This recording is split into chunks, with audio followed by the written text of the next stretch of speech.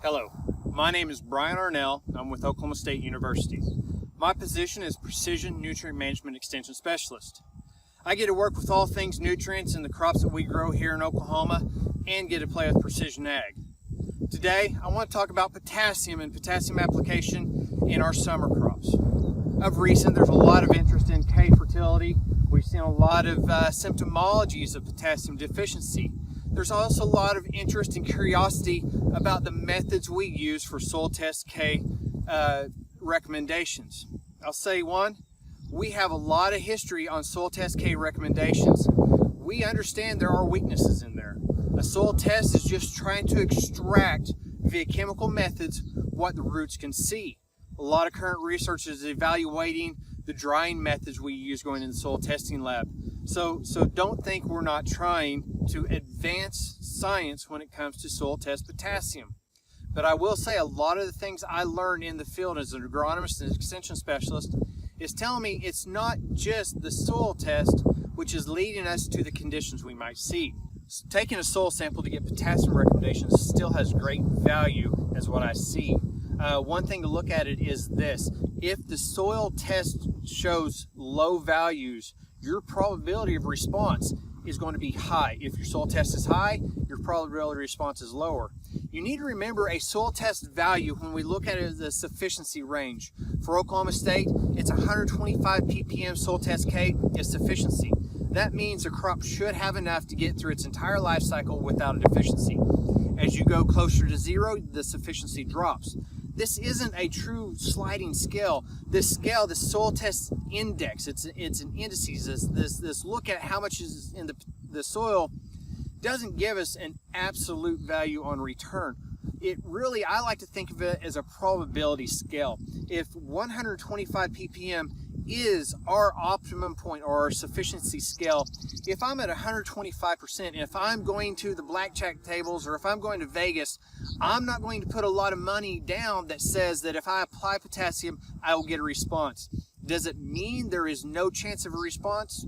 No, it does not mean that. It means the probability is low. If I'm at 120, remembering 125 is critical, if I'm at 120 ppm, does that mean I absolutely will get a response if I apply fertilizer K? No.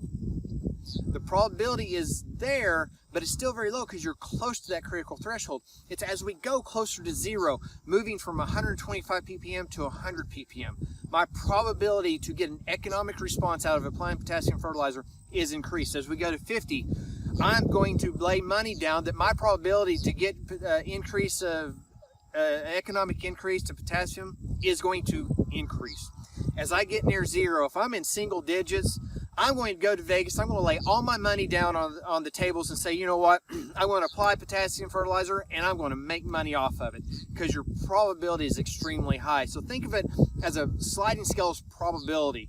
At 150, my probability of response to potassium fertilizer is not there. It's above critical threshold. I'm not saying it won't. If I'm below, it means that my probability is increasing as the closer I get to zero. That is the soil test side. How do we manage that in Oklahoma? It's a little bit of a twofold issue. If I'm at a lower value crop or a lower yielding region, I'm at sufficiency. I do not apply if that value is above 125. My probability is low of return. I'm looking at a 20 or 30 bushel wheat crop. I'm not going to do that. I'm going to farm as is.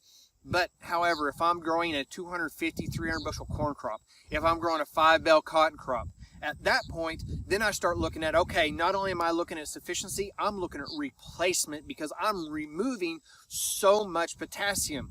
A soybean crop and a cotton crop are some of our largest K users. In fact, a high yielding cotton crop can remove as much as 3 to 4 pounds of potassium per day during bow load. A high yielding soybean crop can be pulling 1 to 2 pounds very easily during peak fill time. So we have some high demanding crops.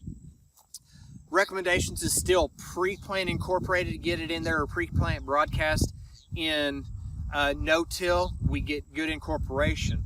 The plots I'm standing right now, though, go into effect about what we can do in season. So right now I'm standing in the alley of two plots. This is a trial for Dr. Lofton, our cropping system specialist, looking at residue management in double crop soybeans. I look at these and you see in my area that I'm standing in, we have significant potassium deficiencies right here, and go to either side, the plots do not showing very much potassium. You can find small symptomology. That potassium deficiency that we're looking for in these plants, you have the margins of the leaf that have a yellowing chlorosis. You have the margins of the older leaves that are actually turning necrotic. Necrosis means you have death of tissue. So the more you have of that impact, the more tissue death you're actually seeing.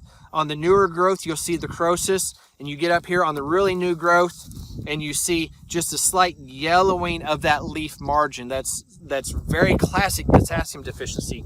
But if we go over into the plot area or near the plots, we see that, you know, we have nice good leaves. We have no symptomology right on this plant of potassium deficiency. What was the difference? Well, the interesting thing about these plots is that we'd watched it progress from early vegetative stages.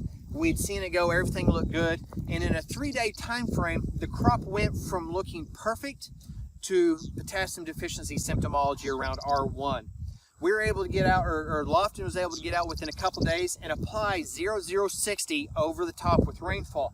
So this crop on either side of me, if you look right or you look left, you're going to see a nice green crop. It's because of a side dress potassium application of 0060, just dry fertilizer. Within a matter of 5 days, those potassium deficiencies went away. We completely recovered, which means just because you see a K deficiency in a field does not mean you're behind. And it doesn't mean that you have to go and do something extreme with a very high cost product. Dry potash worked well here. Now I want to talk about these plots a little bit more and talk about what we're seeing. The soil test in this site is a little low. We're at about 110 ppm potassium, which means, yeah, the probability of response, it's there, but not extremely high. What I see in this field is a combination of what I'm seeing on a lot of fields in the Southern Great Plains, is that we have a combo of soil by plant. You got to remember, our soil test, that 110 ppm at this location, is looking at what could the plant physically get near, what's available by the soil. It does not tell us one extremely important aspect. Potassium is still a relatively immobile nutrient, and the plant has to seek it out via its roots. What I believe we're seeing on this field and many other fields in Oklahoma is the fact that we have stunted roots for one condition or the other. In this field, if we dig down, we want to dig down and look at these roots. Take a look what they look like. And I'm going to suspect that this root of this deficient plant is not going to be what we want. I'm getting a restrictive layer already. I'm seeing how it lifts up with this no-till. We have a restrictive layer at depth. Get in here, pull this plant up. To be honest, this is a perfect example. We have a root that went down that seed and it's going sideways. We do not have a lot of exploration. We do not have a lot of fibrous roots to get into that K. So this is, I see this very, very often, is if we have a clay film on the seed wall or something where it's going down, and what you see is this root goes down and it traces the row. So it's following that row, restricting roots. So even if we had enough potassium out here, we're getting deficiencies because the roots can't access it. Let's go look at another place in the field where it had some extra nitrogen and is growing better than this bulk area that was limited. So as I move to another part of the field, this is an experimental field of ours that we managed inside. So a lot of the area that we just came from was very nitrogen depleted. Over in this area, you see these plants, bigger plants, healthier plants are growing well. This has not had any potassium. This had early season nitrogen on the wheat crop, and so we have residual, and what we get is a healthier plant with bigger, better roots. And so I truly believe in this field that we have an impact of residual nitrogen impacting the soybeans, allowing them to grow better, have better rooting systems, rooting structure, getting better access to the potassium. Again, I'm seeing this over and over again as we start digging into and discussing this potassium issue in field. Are our soil tests perfect? Absolutely not. Our soil tests are not perfect. We're using chemistry to estimate biology. We're doing the best we can with that. It gives us a great starting point. If you're extremely low, you know you need potassium. But what we can't forget about is the physiology and biology of the plants we're working with. Are we working with plants that are not able to put on enough root to support the biomass? In a cotton crop, what we see as we go into higher yielding cotton, as the demand for potassium in a 4 and 5L cotton crop goes to 3 and 4 and 5 pounds of K per day, that crop, when we have a K stress and such a heavy bull loading period, that crop cannot access enough potassium to support that bull load. I also see it in big yielding, high yielding beans, 80 and 90 bushel beans. If we have any restriction in root growth whatsoever, we start seeing potassium deficiencies, especially during the time where we start having pod fill and the K demands of that crop start increasing. So, just because you have a high soil test potassium value and you're getting K flashes and K deficiencies, it does not mean per se that we are doing wrong on soil testing. It might be that that crop just can't access the potassium that's in the soil that soil test sees.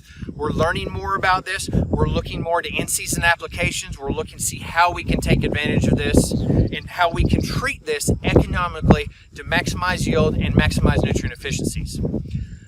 Again, I'm Brian Arnell with Oklahoma State University. I appreciate your time.